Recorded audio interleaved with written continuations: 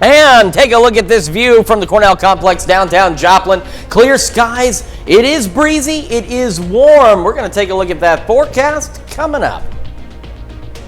Plus, November is American Diabetes Month. What you need to know about the disease. The 4 states' most watched news starts now. Good afternoon, and thank you for joining us on KOAM News at Noon. I'm Caitlin O'Shaughnessy. In today's top story, Joplin Fire responds to a smoke from the attic in a North Heights neighborhood. Just after 7 this morning, smoke showing from the roof of a home on North Byers proved to be an electrical fire. Joplin Fire Department responded to the 400 block of North Byers near West C Street. While on location, they were working to determine the location within the walls on the northeast corner. The Red Cross was contacted to assist the displaced residents, and there were no injuries. The cause has been determined accidental, according to Joplin Fire. And a semi-truck overturned Wednesday evening. The accident happened around 5 p.m., just 2 miles west of Joplin's stockyards along I-44.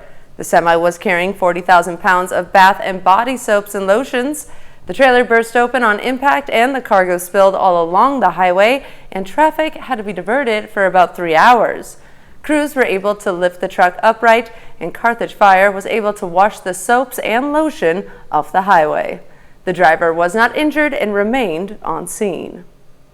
The Missouri State Auditor's Office will perform an audit on the city of Joplin. A petition calling for the audit had more than 2,200 signatures. The required number of signatures for the petition is 10% of votes cast in the last governor's election.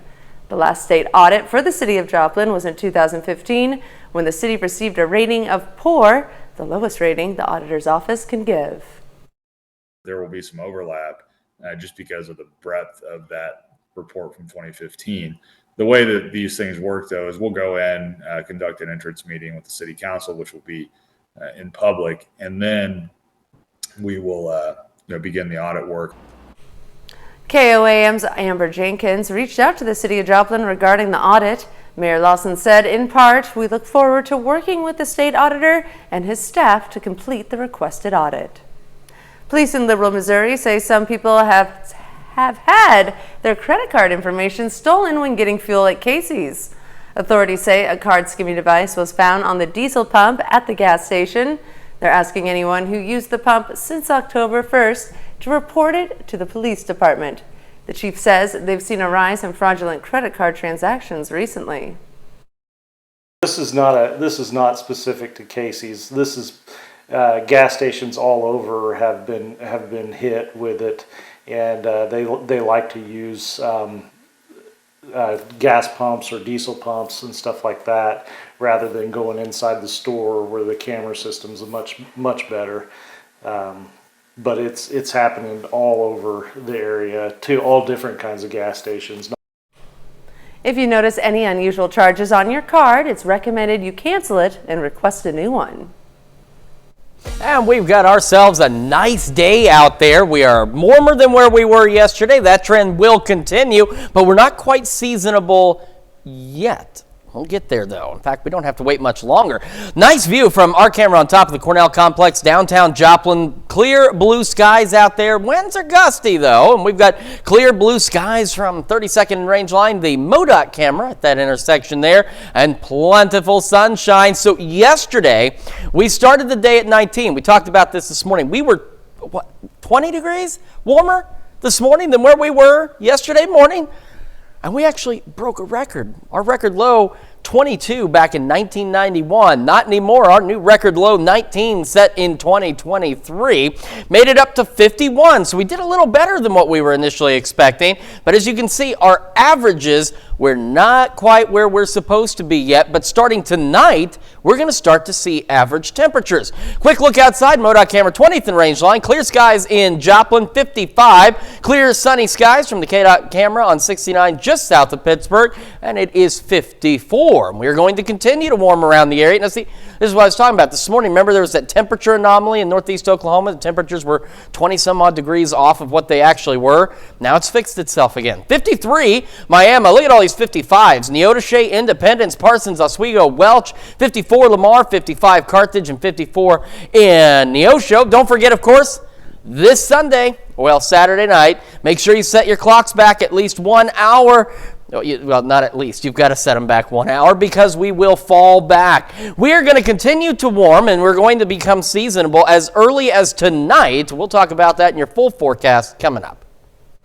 Thanks, Chris. Well, November is American Diabetes Month. More than 37 million children and adults have diabetes in the United States. In Kansas and Missouri, about 11% of adults deal with the condition.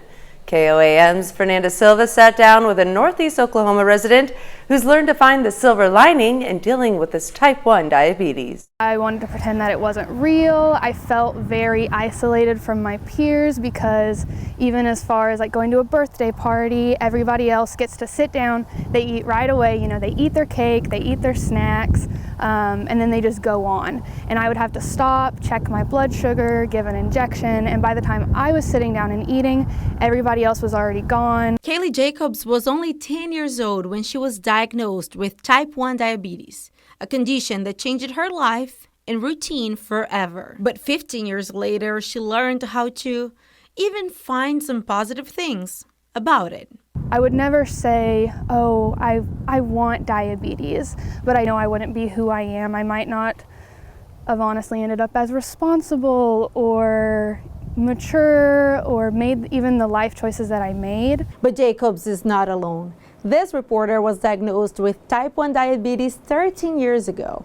In the state of Oklahoma, where she lives, 400,000 people deal with diabetes every day. Some of the common symptoms of diabetes are urinating often, feeling very thirsty, feeling very hungry, even though you're eating, extreme fatigue, and blurry vision. I missed a lot of school because I was just constant. I would go through periods of throwing up and then I'd be fine and then I'd be back to, and we just thought I got stomach bugs constantly. Over the years, she saw technologies improving her life quality, from fingerprints and insulin shots to an insulin pump and continuous glucose monitor. If I'm asleep at night and something happens or for some reason my blood sugar goes up, I don't have to worry about waking up with a high. Or if I don't tell somebody I'm diabetic, usually they don't know. For her future, Jacobs hopes for a sweet life with blood sugar levels in range. In Miami, Fernanda Silva, KOAM News. Diabetes can also impact your wallet. In the U.S., people with diabetes have medical expenses more than double those without the disease. For more details about diabetes and to learn the difference between type 1 and type 2, go to our website at KOAMnewsnow.com. And that's a look at today's top stories and weather in the 4 states region. Up next on KOAM News at Noon. It's been over 4 decades since John Lennon's murder and 2 since George Harrison's death. However, the very last Beatles song has arrived. Now and Then has been released, and we have a sneak peek of the new single. And later, we're making Italian beef roll-ups in the Mr. Food Test kitchen. Stay tuned. The final Beatles recording is here, titled Now and Then. The almost impossible to believe track is 4 minutes and 8 seconds of the first and only original Beatles track of the 21st century. Here's a sneak peek of the new release.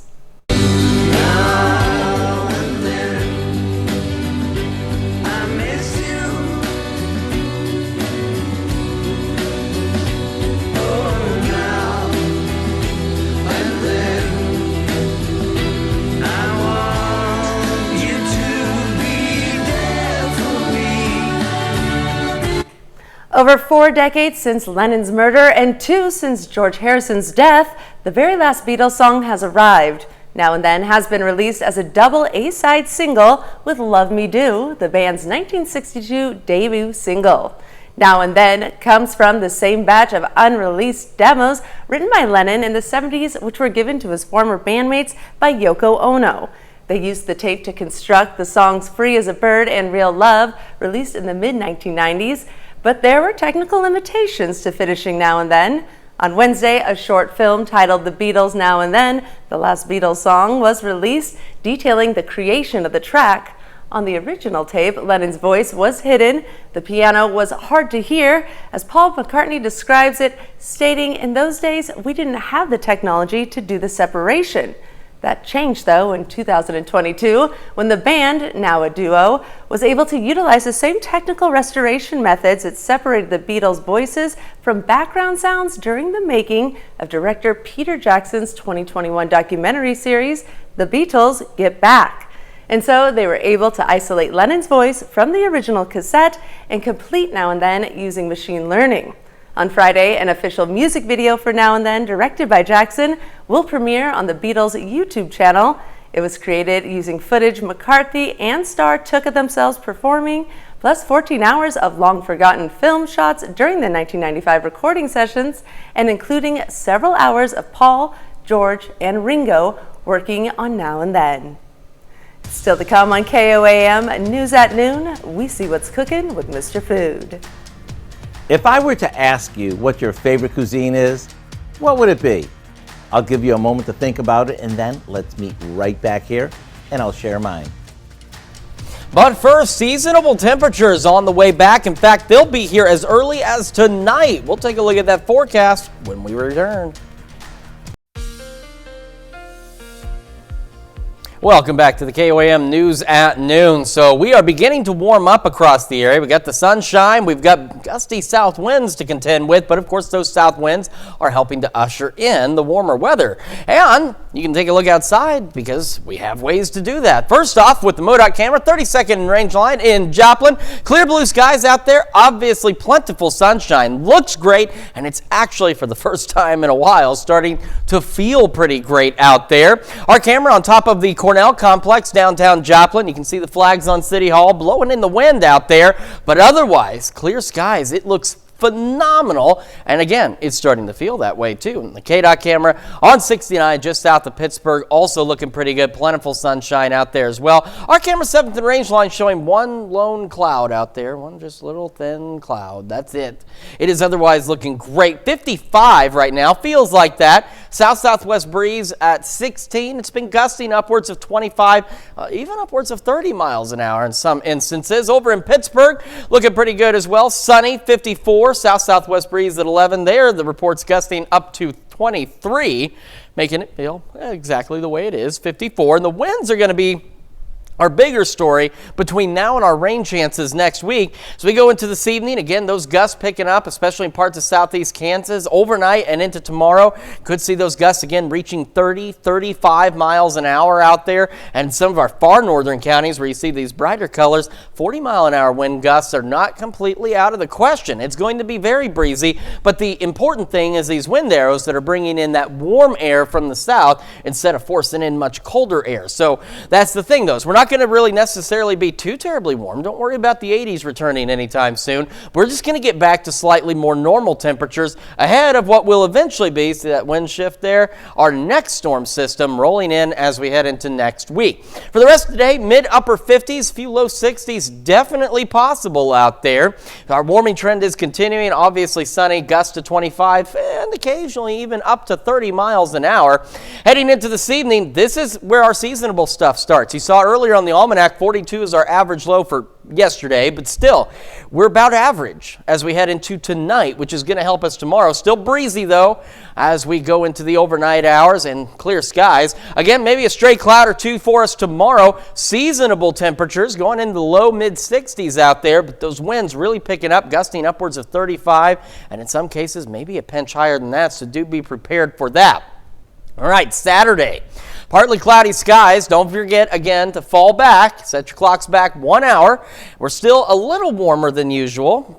Into the upper 60s, not too bad. Sunday, Monday, again, we're not going to see the 80s, but that's above average for us for this time of year as we go into the low 70s. Then we see the rain chances Monday, Tuesday, and Wednesday. Now, that system's going to bring our temperatures back down again, but not like what happened last weekend. We're not going to plummet 30 degrees out there, but we're going to be back into the upper 50s and lower 60s. And, of course, the low to mid 60s are exactly where we're supposed to be. So, relatively seasonable. Even our overnight lows not falling back too terribly really much next week. So looking pretty decent out there. And then we've got a nice Thursday, Friday next week, followed by some additional rain chances by next Saturday. So we got a beautiful weekend ahead of us, though. And, of course, it's a great weekend because you also get to gain an hour of sleep to enjoy it even longer. I love it. Looking forward to that. Thanks, Chris. Well, stick around because we're making Italian beef roll-ups in the Mr. Food Test kitchen. We'll be right back.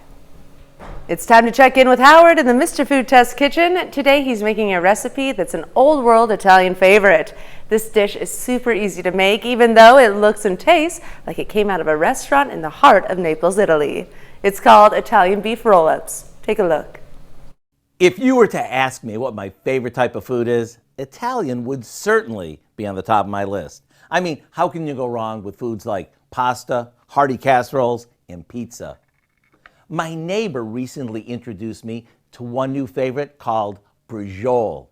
It's so good, I'd like to share our version of it with you. It might even become your new Italian favorite. To make it, we start by placing thinly sliced top sirloin steak on a cutting board. Since we want this to be pretty thin, we gently pound it out with a meat mallet. Now for the filling, we combine some Italian breadcrumbs, Romano or Parmesan cheese, some chopped Genoa salami, a couple of eggs, and a bit of black pepper. This gets spread onto each steak and then we roll them up. After securing each one with a toothpick, we saute them in a soup pot in a bit of olive oil until they're evenly browned.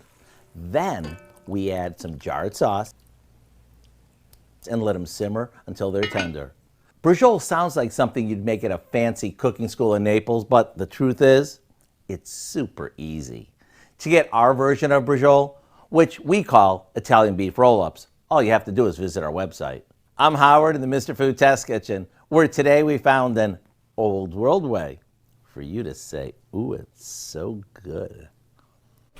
Now here's a look at the 4-state market prices.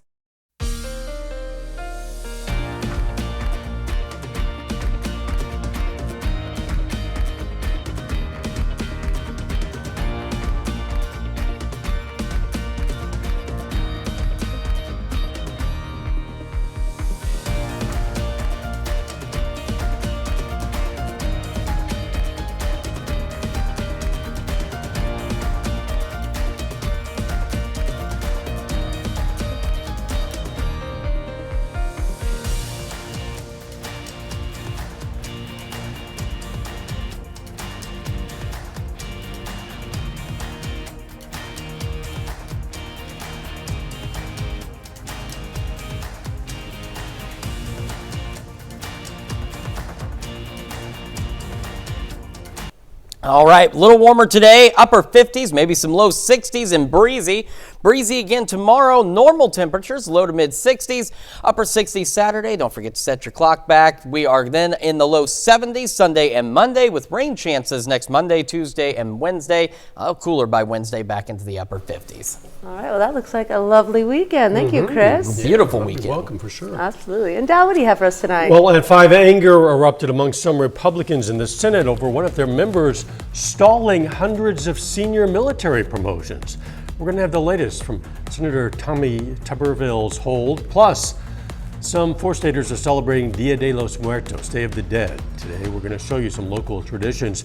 And it was a day of fun for some with one Pitt State program. Hope you'll join us for those stories. A lot more, of course. It's all coming up today on KOAM News at 5. And that's the news for now. Thank you for joining us on KOAM News at Noon. Have a great rest of your day.